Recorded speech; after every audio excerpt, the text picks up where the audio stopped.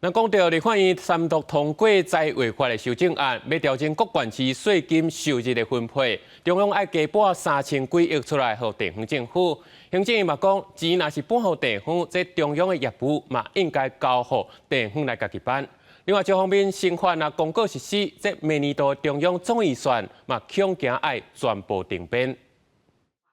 仓促的修法情况下，它是贸然的改变现有的财政次序，是另外一个分配不均的开始。立法院会20日国民党甲民众党联手之下，三读通过财政收支违分法修正案。行政院经由记者会点出详细争议，认为新法伫水平分配之下扩大城乡的差距，随地分配也严重弱化中央财政，冲击施政能量。部分的地方政府，它所获配的财源会超出它的税出所需要的。换言之，地方政府完全不需要去自筹财源，只要中央的挹注财源，它就足以指引它的一个支出，那么造成中央跟地方财政的一个不平衡。钱应该随着市选来移转，所以中央所承接的一个相关的一个生活的业务，包括老农津贴、劳健保、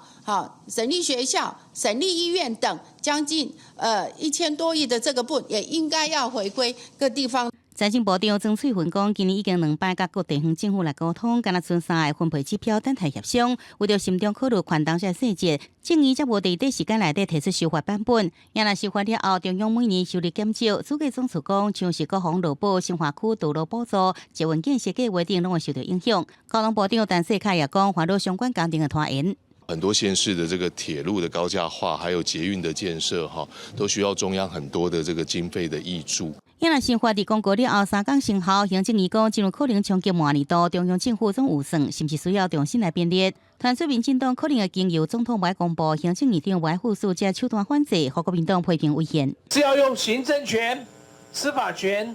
瘫痪国会，让国会3读通过的法律完全无法运作，实质要架空国会。戒严国会吗？用立法院来瘫痪你的行政权，这些毁宪乱政的做法里面，我们相信，